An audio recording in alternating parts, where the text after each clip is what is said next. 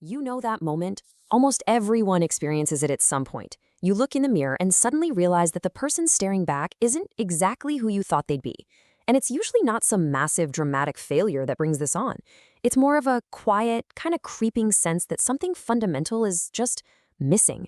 There's this huge gap between who you are right now and who you actually have the potential to become. Well, that deeply uncomfortable mirror moment, that weird mix of sudden awareness and discomfort, that is exactly where a silent internal psychological revolution actually begins. Welcome to today's Explainer. Now, we aren't just talking about surface level habit changes today, stuff like waking up 10 minutes earlier or forcing yourself to go to the gym. We are embarking on a neurobiological hero's journey. We're going to explore the deep psychological process of completely dismantling and then rebuilding the mind. Because true transformation, it is not an overnight event. It's a profound shifting of how you perceive the world and, more importantly, how you perceive yourself. All right, part one, the call to adventure and the brain's resistance. Every journey has a starting point, right?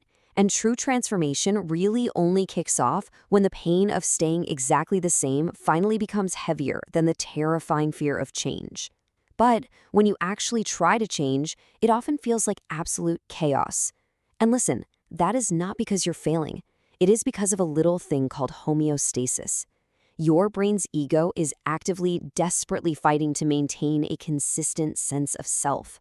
Your internal system wants to hold on to familiarity to protect you, even if that exact familiarity is the very thing suffocating you.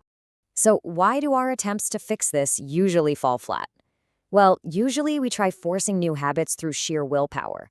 We try acting completely different while secretly, deep down, believing we're the exact same old person. But your subconscious, it doesn't buy the performance. The real solution is shifting your core identity. Your self-concept literally has to shift before the behavior can sustain itself.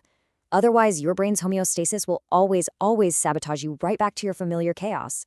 Which brings us to part two, crossing the threshold into the liminal phase. Once you realize you can't just rely on willpower alone, you have to cross the threshold. And this process is definitely not a straight line. Deep change typically follows a very predictable cycle: progress, doubt, regression, clarity, and finally, renewal. Does that sound familiar? It perfectly mirrors Joseph Campbell's famous hero's journey. You leave the comfort of the familiar, you face these intense inner trials and doubts, you might even regress or fail for a bit, but eventually you gain clarity and you return totally transformed.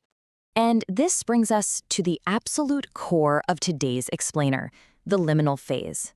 This is that profoundly uncomfortable, messy, in-between stage of your hero's journey. You aren't who you used to be, but you aren't quite who you are becoming yet either. If you feel stuck here right now, I really want to reassure you, this is not a failure. It is a strict neurobiological requirement for rebirth. Because without stepping into this unknown abyss, there is literally no room for the new self to be built. Physically, what's happening in your head during this confusing time is just fascinating. When you enter the liminal phase, maybe after a breakup or quitting a job or facing some kind of trauma, your brain's default mode network kicks into absolute overdrive. Think of this as the brain's storyteller. During the liminal phase, it fires up to actively rewrite your personal narrative identity on a cellular, neural level. You are, quite literally, physically reshaping your own mind. Moving into part three, the ordeal of radical honesty. Transformation requires truth before effort. I love that. Radical honesty is the ultimate ordeal of your hero's journey. You absolutely cannot fake your way through the liminal phase by acting tough while secretly believing you're weak. And look, this isn't about shaming yourself or punishing yourself, not at all. It's about gently but firmly exposing the real state of your inner world, what you actually feel, what you've been avoiding, what still hurts, so you can finally break down those defensive psychological walls that are keeping you trapped. To be radically honest, you have to start treating your emotions not as enemies, but as data, just raw data. Anger? That might just mean your boundaries were crossed. Sadness often points to unmet needs or a sense of loss. And anxiety? That is usually just the friction and uncertainty of standing in that liminal phase between the old and new self. By reading these signals, you can actually move through your emotions instead of getting trapped by them. And the biology backs this up beautifully. When you approach your own discomfort and emotions with curiosity instead of harsh judgment, you actually calm down your amygdala, which is the brain's threat and fear center. By turning off that threat alarm, you physically open access to your prefrontal cortex, the area that's responsible for reason and long-term growth. So in other words, showing yourself a little kindness literally and physically expands your brain's capacity to change. Which leads us to part 4, integration and the lifelong spiral. Okay, so you've faced the discomfort, you've survived a liminal phase, and you've been radically honest with yourself. Now, how do we harden this fragile new awareness into a permanent, lasting identity? First, we have to look outward to our environment. You simply cannot plant new seeds in toxic soil. Your physical and social surroundings are constantly mirroring your identity back to you.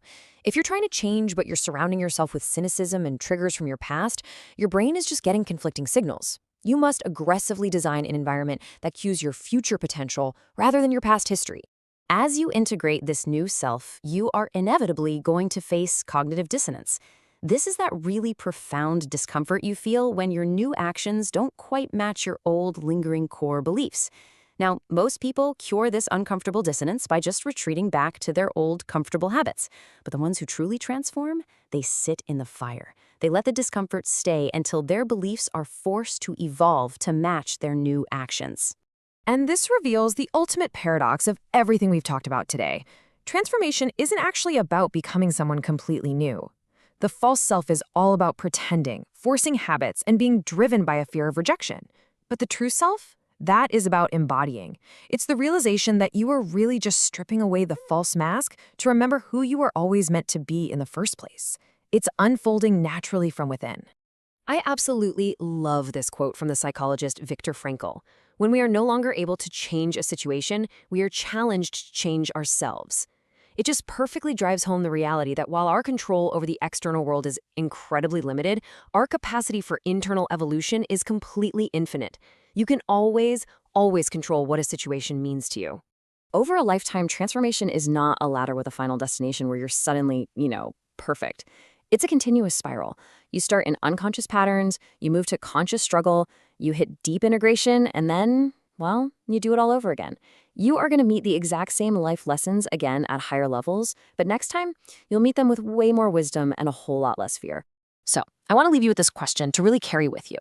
If every ending you've ever survived, every heartbreak, every failure, was actually an initiation, who is the person you are still becoming?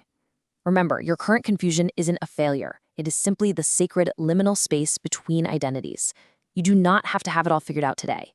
You just have to stay awake through the transition. Thanks so much for joining me on this explainer, and I challenge you to step bravely into whatever phase of the journey you're in. You know that